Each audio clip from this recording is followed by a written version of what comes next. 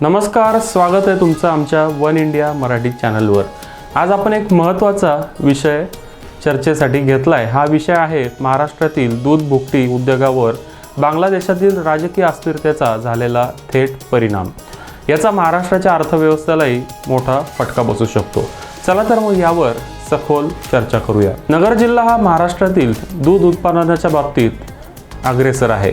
या ठिकाणी तब्बल 8 कारखाने दूध भुकटी निर्मितीमध्ये कार्य करतात।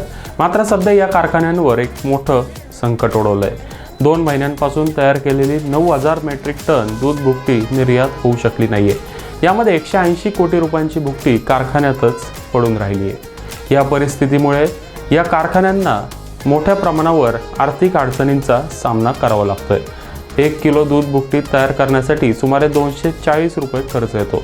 मात्र सध्या आंतरराष्ट्रीय बाजारात या भुकटीला फक्त 205 रुपये प्रति किलो एवढाच दर मिळतोय। त्यामुळे दूध भुकटी उद्योग पूर्णपणे अडचणीत सापडलाय। बांगलादेश हा भारतातून मोठ्या प्रमाणावर दूध भुकटी आणि बटरची आयात करणारा देश आहे। परंतु गेल्या काही दिवसांपासून बांगलादेशात राजकीय अस्थिरता चालू आहे, ज्यामुळे व्यापार पूर्णपणे ठप्प झालाय। गेल्या 1.5 महिन्यापासून दूध भुकटीसह अन्य अन्नपदार्थांची निर्यात पूर्णपणे थांबली आहे। त्यामुळे भारतातील दूध भुकटी उद्योगांना त्याचा जबरदस्त फटका बसलाय।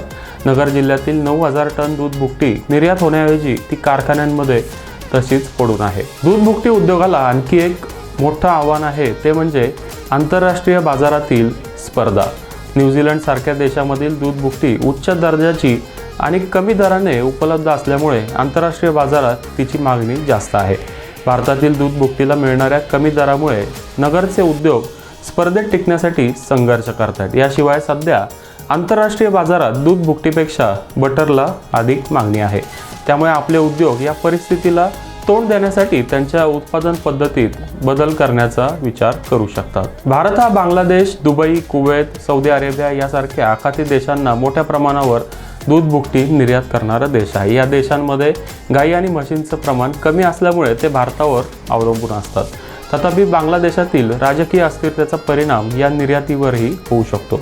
तज्ज्ञांच्या मते ही परिस्थिती लवकरच सुधारेल, परंतु तात्पुरता धक्का मात्र या उद्योगाला बसला आहे। दूध भुकटी उद्योग हा महाराष्ट्राच्या आणि विशेषतः नगर जिल्ह्याच्या अर्थव्यवस्थेचा एक महत्त्वाचा भाग आहे।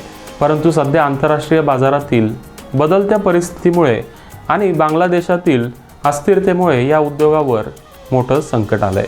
सरकारने आणि उद्योजकांनी एकत्रितपणे यावर उपाययोजना करण्याची आवश्यकता आहे। दूध भुकटीऐवजी बटर निर्मितीवर भर दिल्यास आंतरराष्ट्रीय बाजारात आपल्याला जास्त मागणी मिळू शकते। यावर तुम्हाला काय वाटतं ते कमेंट करून नक्की सांगा।